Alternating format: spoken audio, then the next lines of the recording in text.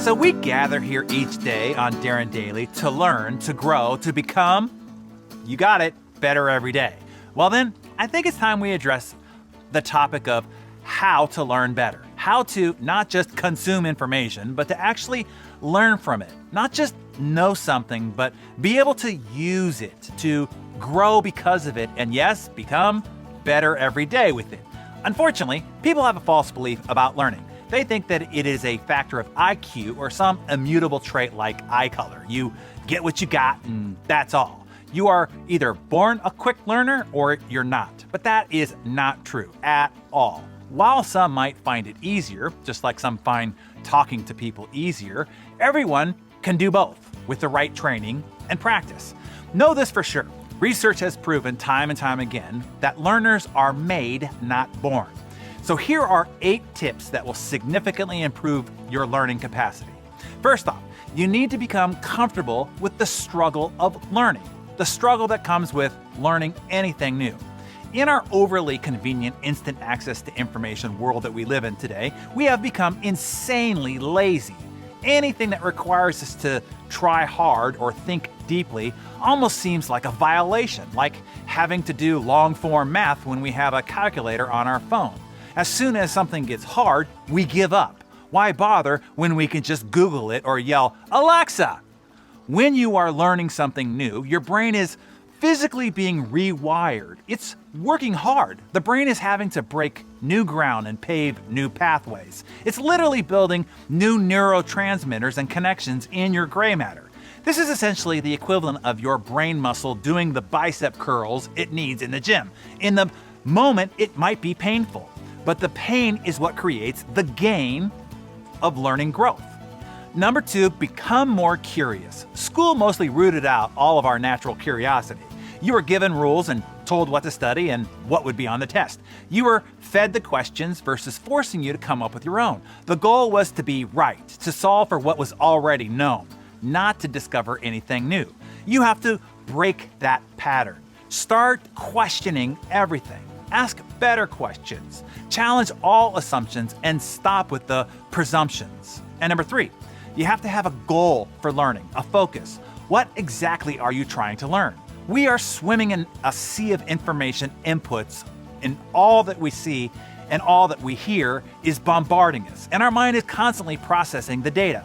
But without a focus, our reticular activating system is intentionally filtering it all out, deleting it so that it doesn't fry our system. You have to tell that reticular activating system what it is that you want it to see, what it is that you want it to learn, so that it will find it for you, show it to you, and store it for you.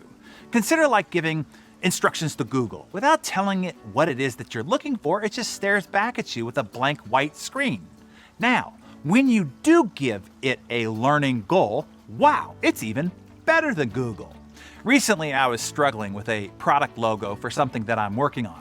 I told my Raz to be on the lookout for new ideas. And sure enough, I was driving down the highway, and just as I looked left, I caught a millisecond flash of a billboard with 2 shapes that came together that gave me the inspiration that I needed. Now, I never would have seen that if I hadn't typed that into the search of my Raz system.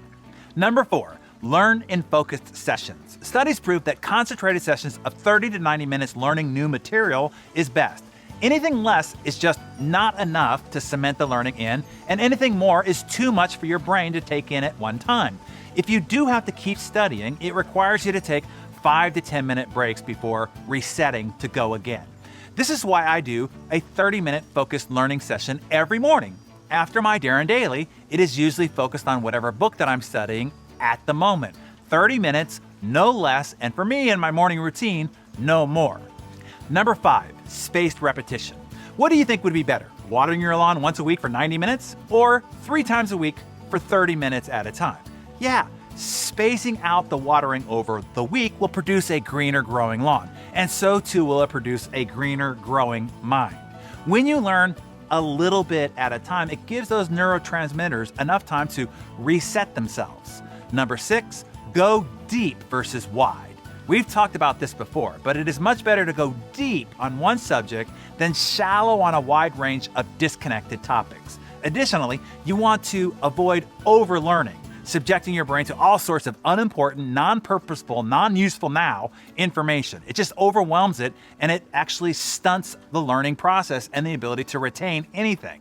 This is kind of like overtraining a muscle. You take it from muscle building to muscle destroying. The muscle actually starts to break itself down, which, by the way, is what people are doing all day on social media. Everything I'm describing on how to learn is exactly against the behavior of all internet and social media reading. Number 7, reflect, revisit, and review to improve. If you really want to learn and retain something, it requires revisiting and reviewing several times. Our brain actually pays less attention the first time we are experiencing anything. Repeating information over longer intervals sends a stronger signal to the brain that says, hey, we're serious about this. Please store this in the ready to recall drawer. And like any new path, you have to travel it over and over until the pathway becomes worn. That's what's going on inside your noggin. And number 8, teach someone else. You don't really know something until you can explain it convincingly to somebody else. My poor wife, she often needs to hear me try to make sense of the ideas or concepts that I want to teach you here. I test them out on her first. If I cannot make it make sense to her, then I definitely haven't learned it well enough to myself yet, and I have to go back to the drawing board. She sends me, which is usually most of the time. Getting what you think you know in your head out of your mouth and into the cognitive understanding of another human being is a whole other level of knowing what you are talking about. By the way, that is how I've gotten so freaking smart. I've had to learn all this stuff so well that I could hopefully explain it coherently to you. And now I have given you the 8-point formula for you to do the same. Never stop learning and never stop pursuing better every day.